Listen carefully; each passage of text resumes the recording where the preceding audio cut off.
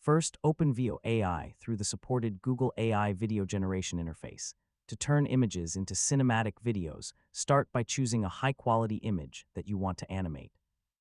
The image should have a clear subject, good composition, and enough visual detail for the desired movement.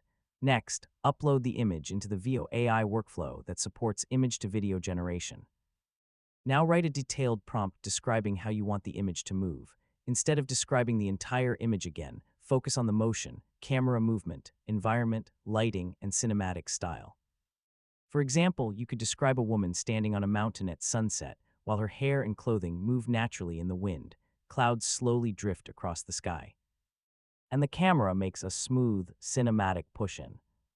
Generate the video and carefully review the result. Check whether the subject remains consistent with the original image and whether the movement looks natural.